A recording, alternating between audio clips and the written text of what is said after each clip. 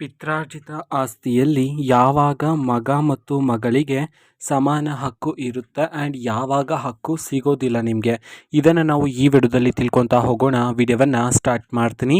ಅದಕ್ಕಿಂತ ಮೊದಲು ನೀವೇನು ನಮ್ಮ ಚಾನೆಲನ್ನು ಸಬ್ಸ್ಕ್ರೈಬ್ ಮಾಡದೆ ಇದ್ದರೆ ಈ ಕೂಡಲೇ ಚಾನೆಲ್ಗೆ ಸಬ್ಸ್ಕ್ರೈಬ್ ಮಾಡ್ಕೊಳ್ಳಿ ಮತ್ತು ಲೈಕ್ ಮಾಡಿ. ಈಗ ನಾವು ಇನ್ಫಾರ್ಮೇಷನನ್ನು ತಿಳ್ಕೊತಾ ಹೋಗೋಣ.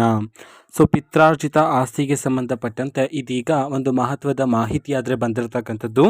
ಸೊ ಅದು ಏನಂತಂದರೆ, ಸೊ ಈಗ ಪಿತ್ರಾರ್ಜಿತ ಆಸ್ತಿ ಅಂತಂದರೆ ನಿಮ್ಮ ಪೂರ್ವಜರ ಆಸ್ತಿ ಆಗಿರುತ್ತೆ.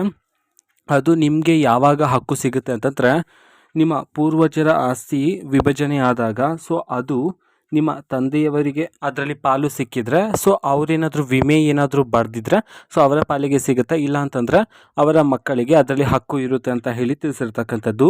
ಇನ್ ಕೇಸ್ ಪಿತ್ರಾರ್ಜಿತ ಆಸ್ತಿಯಲ್ಲಿ ವಿಭಜನೆ ಆಗದೇ ಇದ್ದಲ್ಲಿ ಸೊ ತಂದೆಗೂ ಸಹ ಅದರಲ್ಲಿ ಹಕ್ಕು ಸಿಗೋದಿಲ್ಲ, ಅದೇ ರೀತಿ ಅವರ ಮಕ್ಕಳಿಗೂ ಸಹ ಅದರಲ್ಲಿ ಹಕ್ಕು ಸಿಗೋದಿಲ್ಲ ಅಂತ ಹೇಳಿ ಇದೀಗ ಮಹತ್ವದ ಮಾಹಿತಿಯನ್ನು ಸರ್ಕಾರದ ಕಡೆಯಿಂದ ತಿಳಿಸಿರ್ತಕ್ಕಂಥದ್ದು.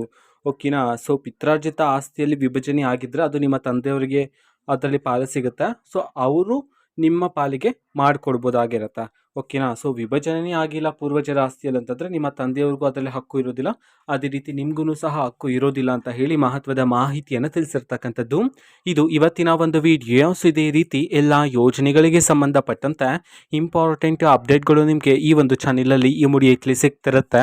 ಅದಕ್ಕೋಸ್ಕರ ನೀವೇನು ನಮ್ಮ ಚಾನೆಲನ್ನು ಸಬ್ಸ್ಕ್ರೈಬ್ ಮಾಡದೇ ಇದ್ದರೆ ಈ ಕೂಡಲೇ ಚಾನೆಲ್ಗೆ ಸಬ್ಸ್ಕ್ರೈಬ್ ಮಾಡ್ಕೊಳ್ಳಿ. ಸಬ್ಸ್ಕ್ರೈಬ್ ಮಾಡೋದ್ರ ಮುಖಾಂತರ ನಾನು ಯಾವುದೇ ವಿಡಿಯೋ ಹಾಕಿದ ತಕ್ಷಣ ನಿಮಗೆ ನೋಟಿಫಿಕೇಷನ್ ಸಿಗುತ್ತೆ. ಅದರ ಮುಖಾಂತರ ನೀವು ಬೇಗನೆ ವಿಡಿಯೋವನ್ನು ನೋಡ್ಬೋದಾಗಿರುತ್ತೆ ಮತ್ತು ಆ ವಿಡಿಯೋದಲ್ಲಿರುವ ಇನ್ಫಾರ್ಮೇಷನನ್ನು ನೀವು ತಿಳ್ಕೊಬೋದಾಗಿರುತ್ತೆ. ಮತ್ತು ಈಗ ನಾವು ಫೇಸ್ಬುಕ್ಕಲ್ಲೂ ಸಹ ಈಗ ವಿಡಿಯೋಸ್ಗಳನ್ನು ಅಪ್ಲೋಡ್ ಮಾಡ್ತಿದ್ದೀವಿ. ಫೇಸ್ಬುಕ್ ಚಾನೆಲ್ ಲಿಂಕನ್ನು ಡಿಸ್ಕ್ರಿಪ್ಷನ್ ಬಾಕ್ಸಲ್ಲಿ ಕೊಟ್ಟಿರ್ತೀನಿ, ಕ್ಲಿಕ್ ಮಾಡಿಬಿಟ್ಟು ಫಾಲೋ ಮಾಡಿ. ಓಕೆನಾ. So thank you, bye.